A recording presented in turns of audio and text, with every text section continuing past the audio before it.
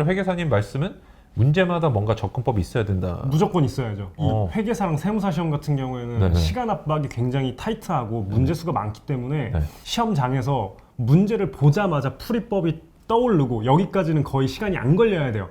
그리고 나서 풀기만 해도 시간이 타이트해요. 풀기마다 걸리니까. 네. 맞아요. 근데 만약에 문제를 봤을 때 이게 무슨 유형이지? 이 유형 어떻게 푸는 거였지? 거기서 시험장에서 고민하고 있으면 안 된다라는 거죠. 그럼 회계사님께서는 아까 그 20장에서 25장 정도 되는 챕터에 전체 그럼 접근법이 다 있으신 거예요? 전 다 있어요. 다 있어요? 모든 유형에 그게 대해서. 몇 개 정도 돼요, 그러면? 좋습니다. 회계사님. 제가 사실은 이제 책의 저자시기도 하잖아요. 네. 이 기회에 제가 불만을 조금 제기를 해보고 싶은 게 있습니다. 일단은 첫째, 왜 이렇게 두껍냐, 객관식 문제집이.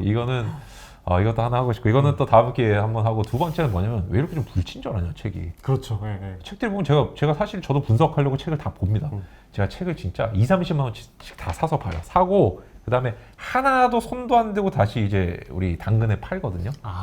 네, 왜냐면 바로 이제 싼값에 그냥 다시 보시라고. 네, 왜냐면 네, 저는 네. 분석만 하니까. 근데 네, 네. 회계사나 세무사 책들 중에 뭐가 있냐면은, 분명히 같은 장이에요. 네, 같은 네. 챕터예요. 네. 근데 서로 왜 다른 문제 같아요. 읽어보면은 왜 이런 식으로 돼 있는 거예요. 이게 전체적으로 봤을 때 우리가 뭐 회계학이라고 하면은 재무회계를 놓고 보면은 전체 몇 챕터 정도로 이루어져 있는 거죠? 보통 이제 강사님들마다 조금씩 다르긴 하지만 네. 한 20개에서 한 25개 정도 그 사이에서 장이 구성되어 있습니다. 20에서 25개 정도. 그럼 그 안에서 문제를 푸는 게 그럼 소위 접근법이라고 그러잖아요. 네네네. 접근법, 뭐 왁구, 패턴, 그렇죠. 뭐 네. 풀이법 이런 게 20개가 있는 건가요? 아니죠. 그 장 하나의 장 안에서도 네. 유형이 워낙 다양하기 때문에 네. 그 안에서 적으면 유형이 2개에서 많으면 10개가 넘는 챕터도 있어요. 그래서 당연히 그 패턴 또는 유형별로 나눠서 풀이법을 접근을 해야 되는 거죠. 아니 책은 안 그렇던데. 일반적인 책들은 그렇게 안 돼 있고 그냥 챕터에만 써 있고 사채 이러면 그냥 네, 그 밑에 맞아요. 그냥 문제 그냥 쭉 그냥 이렇게 나와 있는 그런 형식인데 그 문제 실려 있고 밑에 해설 있고 끝이던데요? 맞아요. 그래서 저도 수험생 때 정말 불편했었는데요. 예를 들어 재고자산 또 아니면 방금 말씀하신 사채 네. 이런 장은 굉장히 덩어리가 커요. 네. 그래서 한 챕터에 문제가 적으면 20문제, 많으면 막 100문제씩 수록되어 있는 챕터도 있어요. 근데 그냥 문제가 어떻게 돼 있냐면 네. 1번부터 100번까지 100번까지. 그냥 쭉 나열되어 있고 그 안에 구분이 없어요. 뭐 물론 이제 공부 잘하는 학생 같은 경우에는 그게 어떤 유형에 해당하는 문제인지 구분할 수 있겠죠. 네. 그러니까 그 유형을 다시 보완을 하면 되는데 네. 사실 문제를 많이 틀린 학생들 같은 경우에는 체계가 안 잡혀 있는 학생들일 거 아니에요. 안 잡혀 있죠. 네. 그런 학생들이 문제를 틀렸을 때 이게 무슨 유형의 문제인지를 구분해낼 수가 없다라는 거죠. 그럼 내가 뭘 틀렸는지를 모르니까 뭘 틀렸는지 모른다. 그걸 보완하는 것 또한 쉽게 할 수 없다라는 거죠. 사실은 내가 잘못된 부분을 알아야 내가 예를 들어서 병원을 가더라도 목이 안 좋은지 콧물이 나오는지 두통인지 열이 나는지를 얘기를 해줘야 약을 처방을 받을 수 있는데 그렇게 안 하시는 수험생분들이 많다는 거죠. 그죠? 그렇죠. 근데 어디가 잘못된지. 왜냐면은 아까 뭐 재고자산이라든지 아니면 사채 이런 챕터를 놓고 보면 문제가 굉장히 많은 챕터들은 그 안에 세부적인 유형들이 다 나눠지고 그 중에 내가 예를 들어 A, B, C, D, E로 나눠진다고 치면은 B 유형이 약할 수도 있고 D 유형이 약할 수도 있고 그런데 그게 아니라 통째로 그냥 난 이 챕터를 모른다든지. 그래서 사실 합격 수기 보면 가장 많이 나오는 말이 뭔지 아세요? 제가 나름대로 분석해봤을 때 전수로 푼다라는 말들이 네네네. 상당히 많이 나오고 거기서 제가 하나 차관점을 얻은 게 이 유구한 역사가 하나 있는데요. 수험계에는 뭐가 있냐면 연역적으로 접근하는 방식이고요. 문제 특히 계산 문제 풀 때 수학 같은 거 또는 네네. 비문학 같은 네. 거 그다음에 법학에도 계산 문제들이 있습니다. 상속분이라든지 이런 게 있는데 그 다음에 또 귀납적으로 접근하는 방식도 있어요. 예를 들어 고등학생 같은 경우에는 나는 뭐 책을 많이 읽었다든지 비문학을 미친 듯이 많이 풀었다든지 수학을 막 10번씩 풀었다든지 이런 분도 있고 그래서 약간 그런 연장에서 회계학이라든지 또 이렇게 합격 수기들을 보면은 나는 뭐 전수로 문제를 막 10번씩 풀었다든지 5번 그거 어떻게 10번 푼지 전 알 수가 없는데 중요한 건 회계사님께서 근데 제시해 주시는 방식이나 이런 거는 귀납적인 느낌보다는 연역적인 데 그렇죠. 좀 더 네. 가까운 것 같아요. 그럼 학생 때 이런 거 어떻게 발견하신 거예요? 예, 저 같은 경우에 이제 이 객관식 같은 경우에는 챕터가 크게 나눠져 있는데 네. 기본서 같은 경우에는 그래도 장 안에 네. 절이 있어요. 절. 아, 1절, 기본서. 2절, 네. 3절, 4절.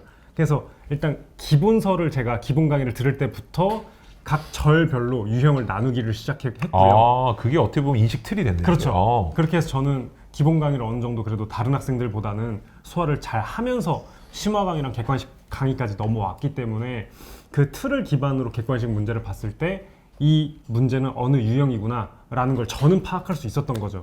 이게 여기서 대충 듣거나 못 들으시는 분들은 잘 보세요. 기본 강의 들어야지가 되는데 그 뜻이 아니고 기본 강의의 틀로 문제를 바라봤다. 이게 그렇죠. 포인트인 것 같아요. 맞아요. 근데 사실은 강사님들은 그런 걸 의도하겠지만 수험생들 캐치 못한 경우 되게 많잖아요. 그게 90%가 넘겠죠. 잘 캐치를 못하는 경우가. 유형을 나눠서 보는 게 아니고 어떻게 보면 내가 문제를 딱 접근했을 때 접근법이 튀어나온지 안 튀어나온지 생각도 안 하고 그냥 학생들의 반응은 뭐냐 풀린다 안 풀린다가 끝인 것 같거든요. 예. 근데 그게 아니라 회계사님 말씀은 문제마다 뭔가 접근법이 있어야 된다는 무조건 있어야죠. 거죠. 이 회계사랑 세무사 시험 같은 경우에는 네네. 시간 압박이 굉장히 타이트하고 문제 수가 많기 때문에 네. 시험장에서 문제를 보자마자 풀이법이 떠오르고 여기까지는 거의 시간이 안 걸려야 돼요. 그리고 나서 풀기만 해도 시간이 타이트해요. 풀기마다 걸리니까. 네. 맞아요. 근데 만약에 문제를 봤을 때 이게 무슨 유형이지? 고민을 한다든지.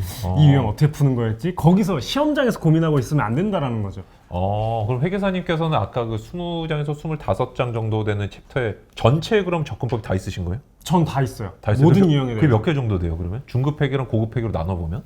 제가 패턴 회계학이라는 교재에 수록해 놓은 거는 중급 70개, 네. 고급 30개인데 네. 이제 패턴 회계학 같은 경우에는 빈출 주제만 수록하고 있기 때문에 전체 범위로 더 넓히게 되면은 100개가 넘죠. 그래서 좀 뭐 한 넘고. 130개 요 정도 될 겁니다. 생각보다 근데 패턴이 그렇게 많지는 않네요. 그것들만 잘 숙지를 하면은 문제를 다 풀 수 있다는 거네요.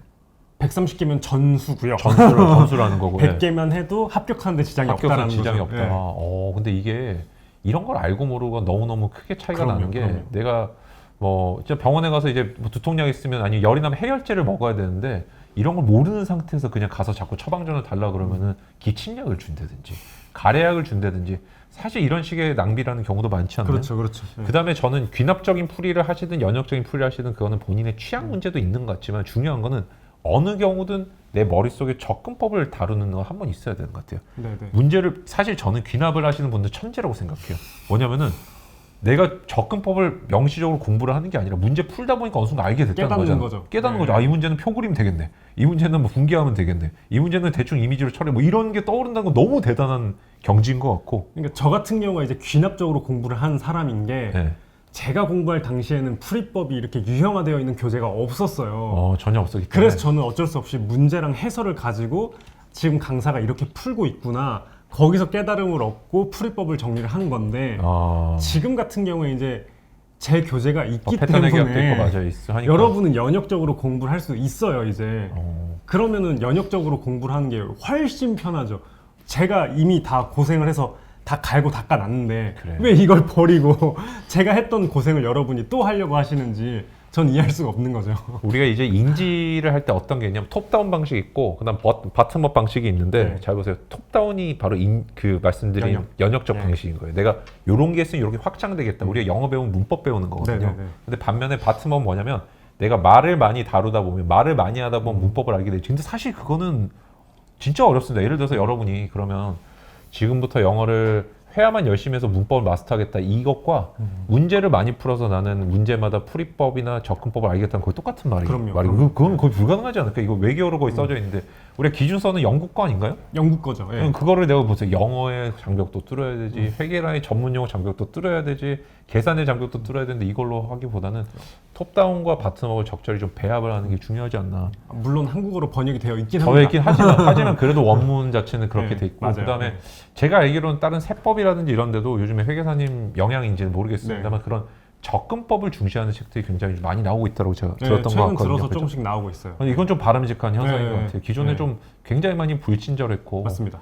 야, 근데 진짜 약간 자신감이 생기는 게 제가 사실 고등학교 이제 분들도 인터뷰를 많이 하는데 수학 같은 거는 그럼 이제 회계사님 표현대로 해보면 패턴이 몇 개예요 여쭤보면 답이 다 달라요. 나는 60개다, 나는 100개다. 근데 중요한 거는 수학을 진짜 잘하시는 분들 보면 패턴이 다 있어요. 그럼요. 자기만의 접근법을 갖고 맞아요. 있고 그다음 나는 어떤 문제는 그 어떤 분은 이제 그거를 뭐 절대 공식이라 부르는 네. 분도 있고 그런데 자기는 그 많은 수학의 유형의 문제들을 딱 60개 안에서 끝낼 수 있다 이런 분도 있다고 그러더라고요. 말하자면 회계사님이 전체적인 우리 중급 재무 회계를 이런 식으로 좀 70개나 30개 더해서 네네. 전체를 끝낼 수 있는 것과 비슷한 느낌이 좀 드는 것 같습니다. 네. 그래서 제가 이제 사실 뭐 여기서 말씀드리고 싶은 거는 내가 뭐 어떤 특정 책을 보고 막 이렇게 하라기보다는 균형 있는 공부를 자꾸 해줘야 네네. 된다는 거예요. 나는 그 귀납하고 싶으면 하시는데 네네. 중요한 건 마지막에는 풀이법을 점검해줘야 된다. 충분히 귀납적인 걸 문제를 많이 다뤄보신 분들은 다시 한번 서점 가셔서 패턴도 한번 보시고 이 문제는 이런 식으로 접근하는 거 한번 보시고 반면에 패턴만 보시는 분들 문제도 풀어보시죠. 맞아요. 문제를 안 풀어보면 말짱 도루묵 아니에요. 그게. 저도 패턴 회계학 그 서론에 꼭 강조를 하는 게 네. 이거는 객관식 교재가 아니고 풀이법을 중심으로 다루는 교재이기 때문에 풀이법만 알아가지고는 또 문제를 못 풀거든요. 못 풀죠. 네. 문제를 많이 풀어보고 훈련을 해야 되기 때문에 꼭 객관식 교재를 풀어보라고 저도 강조를 하고 있습니다. 그래서 귀납적으로 준비하시는 분들은 반대로 풀이법 점검을 하셔야 되고 또 반대로 풀이법에만 또 집중을 하셨던 분들은 또 많은 양의 문제를 푸는데 또 훈련을 해보셔야 된다. 맞아요. 이렇게 위아래가 맞아야 된다. 맞아요. 기억해 주시면 좋겠고